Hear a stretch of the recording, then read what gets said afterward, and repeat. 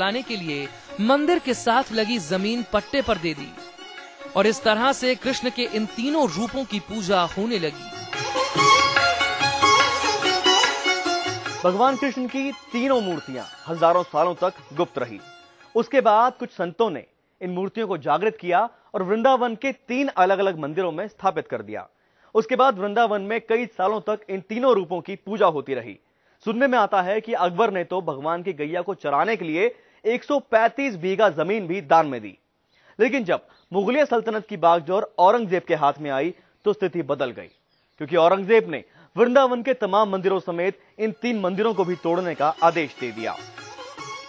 औरंगजेब ने वृंदावन के इन मंदिरों को गिराने का आदेश जारी किया। भगवान की मूर्तियों की हिफाजत के लिए यहाँ के पुजारियों ने जयपुर के राजा सवाई जयसिंह से अनुरोध किया। सवाई जयसिंह खुद बहुत बड़े कृष्ण भक्त थे। वे अपने साथ इन तीनों मूर्तियों को जयपुर ले आए और यहाँ उनकी पूजा अर्चना होने लगी। औरंगजेब के काल में जब ये वहाँ से जो भी देव मंदिर थे जो उजाड़े जा रहे थे, उसी वक्त ये श्री विग्रह वहाँ से हटाए गए थे या प्रस्थान किए गए थे, छुपाए गए थे। तो जयपुर रियासत के जो राजा थे वो श्री कृष्ण भक्त रहे हैं और उनके द्वारा ही वहाँ पर वृंदावन में मंदिर तैयार किया गया था। तो महाराज ने स्वयं ही वहाँ से विग्रह को यहाँ प्रतिस्थापित किए। जो 4 विग्रह हैं वो सभी यहीं पर ही विराजित हैं। और उसके बाद में मदन मोहन जी जो है करौली चले गए और बाकी विग्रह यहीं पर ही विस्तृत हैं। शुरुआत में कृष्ण के इन तीनों स्वरूपों यानी मदन मोहन, गोपीनाथ और गोविंद देव की मूर्तियां जयपुर में ही रखी गईं। वृंदावन में इन तीनों मूर्तियों की प्रतिकृति यानी कि रेप्लिका रखी गई। भगवान श्री कृष्ण की तीनों मूर्तियां अब राजा जयसिंह के संरक्षण में थी। राजा जयसिंह के रिश्तेदार और करौली के महाराज राजा गोपाल सिंह कृष्ण को अपना इष्ट मानते थे। एक रात भगवान ने गोपाल सिंह के सपने में आकर कहा कि वो उनके मदन मोहन रूप को करौली में लाकर स्थापित करें। राजा गोपाल सिंह तुरंत राजा जयसिंह के पास पहुंचे और अपने सपने को सुना डाला।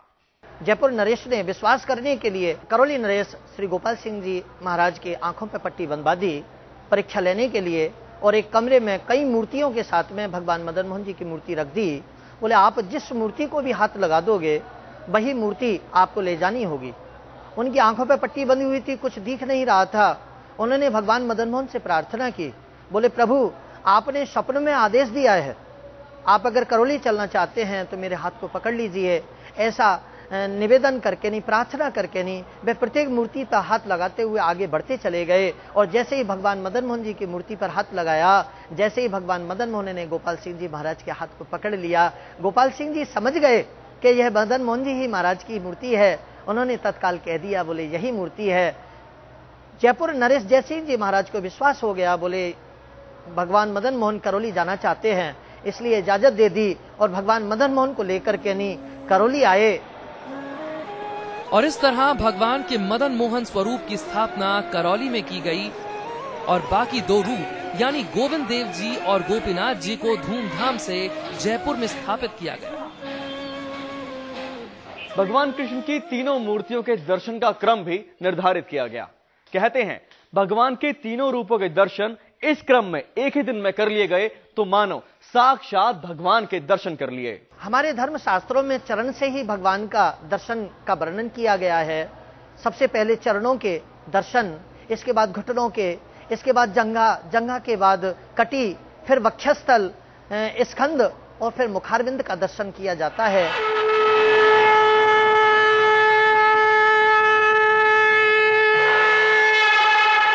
तो आइए हमारे साथ आप भी कीजिए भगवान के इन तीनों रूपों के दर्शन। वो दर्शन जिसे अगर सही क्रम में कर लिया जाए तो आप साक्षात भगवान कृष्ण के दर्शन कर सकेंगे। तो कृष्ण के इन साक्षात दर्शन की यात्रा में सबसे पहले हम चलते हैं करौली, जहां मौजूद है भगवान का मदन मोहन रूप। करौली में हमने मदन मोहन जी के दर्शन तो किए, लेकिन मंदिर प्रशासन ने भगवान मदन मोहन की इस मूर्ति की शूटिंग की परमिशन हमको नहीं दी। इसके पीछे उनकी अपनी वजह थी। हमारे बार बार अनुरोध करने के बाद मंदिर प्रशासन ने भगवान कृष्ण की मूर्तियों को तो हमें शूट नहीं करने दिया, लेकिन हमें मूर्ति की तस्वीर जरूर उपलब्ध करा दी। उसी तस्वीर के सहारे हम आपको दिखा रहे हैं भगवान मदन मोहन के चरण कमल। वो चरण जिनके बारे में स्वयं कृष्ण की बहू ने कहा था कि ये हूबहू भगवान के पैरों से मेल खाते हैं। आप भी कर लीजिए भगवान के चरणों के दर्शन।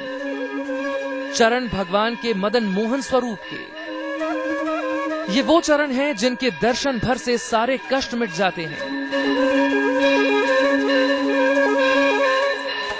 ये वो चरण हैं जो खोलते हैं बैकुंठ का द्वार। ये चरण हैं भगवान मदन मोहन के। ये चरण हैं साक्षात किशन कन्हैया के।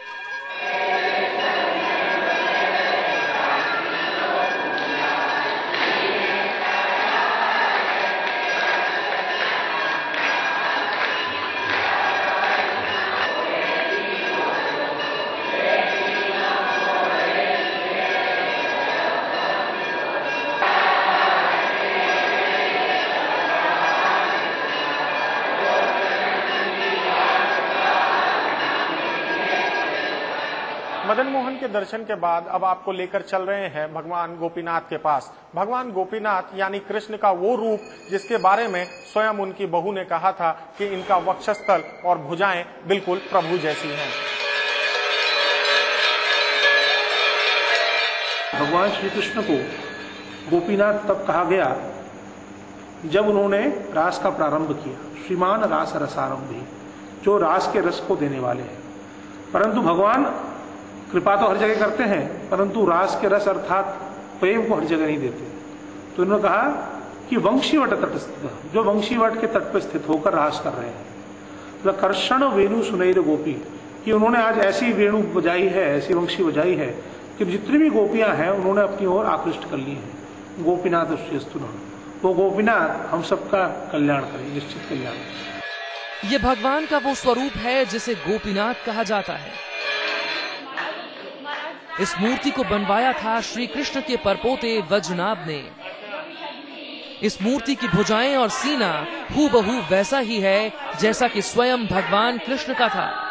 इस बात की पुष्टि वज्रनाभ की दादी ने भी की थी।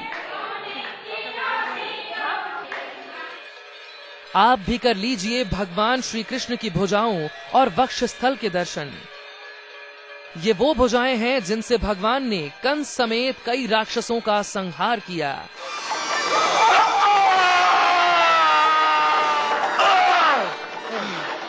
ये वो भुजाएं हैं जिन